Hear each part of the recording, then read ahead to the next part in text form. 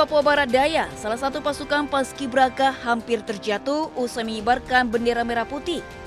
Diduga insiden ini akibat kelelahan ditambah cuaca yang panas. Beruntung dua rekannya dengan sigap menggandeng dan menyelesaikan tugas sebagai pasukan pengibar bendera dengan sempurna. Insiden ini membuat seluruh peserta terharu dan bangga hingga memberikan tepuk tangan untuk ketangguhan dan kekompakan Paskibraka.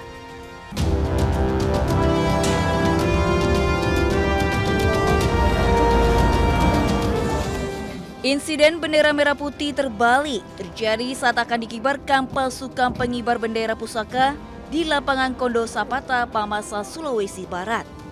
Bahkan saat insiden terjadi, Kepala Bagian Protokoler Pemda Mamasa Demayelo bergegas membantu 3 anggota Paskibraka untuk memperbaiki bendera. Setelah diperbaiki, ketiga Paskibraka pun mengikat ulang bendera dan upacara dilanjutkan kembali dengan lancar.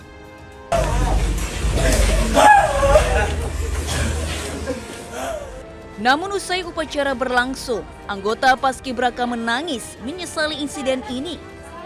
Sementara Ketua Panitia memastikan jika insiden terjadi murni ketidaksengajaan dan meminta tidak menjadi polemik berkepanjangan.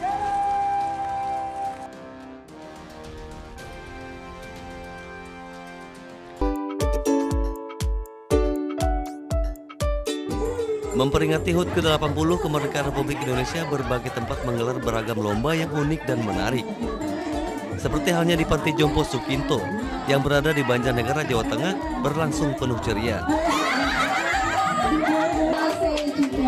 Meski usia sudah tua, tidak menyurutkan para lansia di sini dan mereka tetap semangat meski kebanyakan para lansia sudah tidak mempunyai gigi. Lomba diawali dengan makan roti tanpa menggunakan tangan, di mana roti diletakkan di kening dan para lansia harus menggerakkan wajah agar roti turun ke mulut.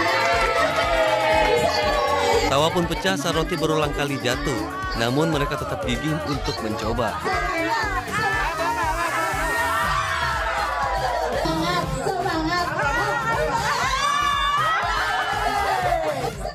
Selain itu, suasana tak kalah seru terjadi saat lomba makan kerupuk.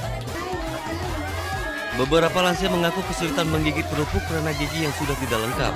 Namun tantangan itu malah membuat suasana semakin meriah.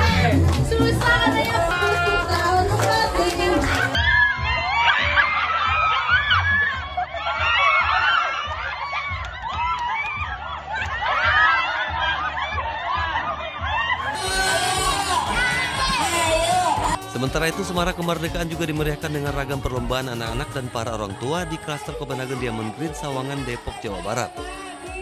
Puluhan anak-anak antusias mengikuti lomba balap kelereng, hingga lomba memasukkan bendera merah putih ke dalam botol.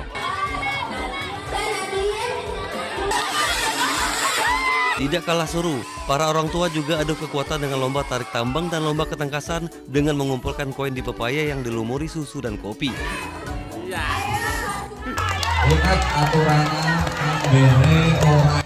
Semarak peringatan HUT ke-80 RI juga terasa di Pasar Beringharjo, Yogyakarta. Para pedagang dari kurang lebih 40 kios yang ada di sisi barat ini antusias mengikuti beberapa lomba menarik, di antaranya lomba menggendong ember, membawa tampah dan balon, serta lomba karaoke. Tak hanya lomba antar pedagang, guna menambah suasana khas Hari Kemerdekaan, turut dilombakan juga menghias lorong los pasar dengan pernak-pernik khas 17-an. Selain sebagai wujud nasionalisme para pedagang, lomba ini diharapkan mempererat persaudaraan antar pedagang dan mampu menarik minat para wisatawan.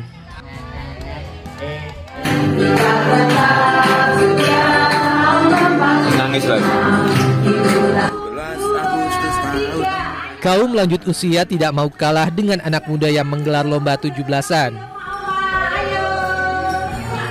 Di ruang aula Panti Wereda Pengayoman Wonodri Semarang, para lansia memakai baju merah putih memegang bendera kecil, bersemangat untuk mengikuti lomba antar lansia untuk menyemarakan HUT RI.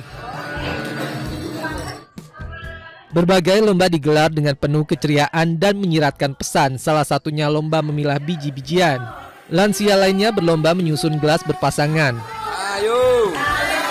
Lomba ini bertujuan menambah keakraban dan kompak antar lansia dan juga melatih motorik dan daya ingat, tapi juga mempererat kerjasama dan persahabatan antar sesama lansia.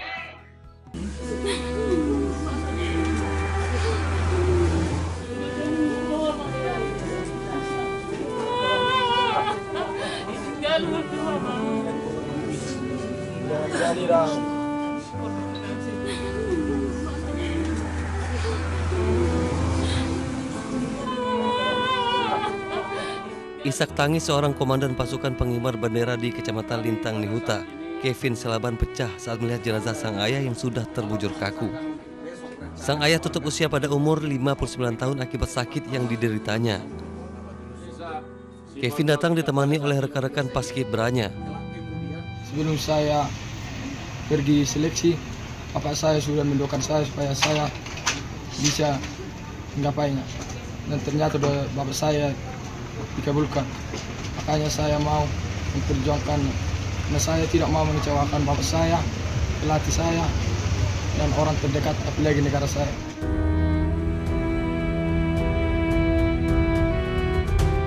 Sebelumnya, kabar duka datang saat Kevin baru selesai pengukuhan paskibra 2 hari sebelum upacara kemerdekaan. Di tengah duka yang ia alami, Kevin tetap fokus menjalankan tugasnya sebagai komandan pasukan paskibra yang berjumlah 46 orang.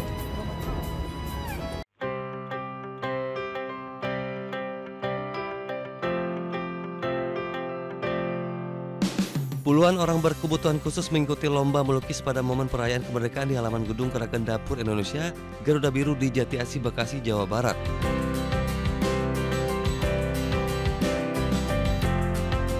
Dalam kesempatan ini mereka juga menerima berkah berupa kursi roda serta uang. Tidak hanya untuk disabilitas, lomba tumpeng pun diadakan bagi 8 dapur MBG dari berbagai kota.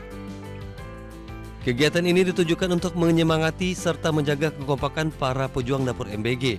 Dan bukan sekedar seremonial, namun juga bentuk nyata dalam mengisi kemerdekaan dengan berbagi. Kegiatan ini hanya berawal dari niat kita yang tulus bahwa masih banyak orang yang membutuhkan untuk gizi nasional ini. Masih banyak orang yang ingin menjadikan relawan yang berkarya untuk di sini, dan alhamdulillah hari ini kita bisa mengundang dan berbagi berkah bersama disabel. Gerakan Dapur Indonesia dapat memberikan manfaat luas bagi masyarakat, di antaranya membuka banyak dapur dan menciptakan lapangan pekerjaan di masyarakat.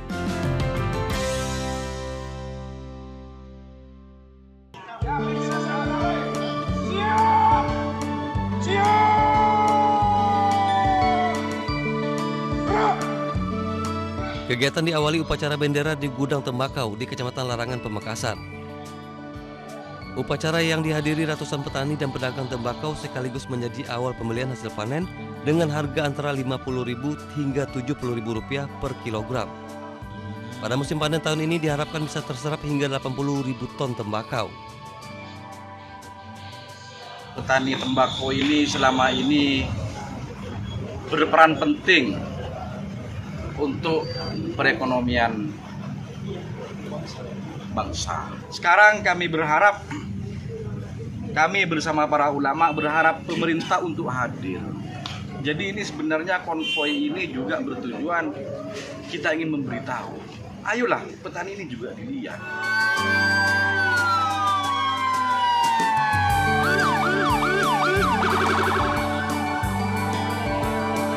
Setelah pembelian perdana, ratusan petani melakukan konvoi menggunakan 120 mobil bak terbuka, membawa hasil tembakau keliling Madura hingga berakhir di Jembatan Suramadu. Konvoi ini menjadi simbol dimulainya Panen Raya Tembakau 2025, sekaligus peringatan HUT kemerdekaan RI ke-80.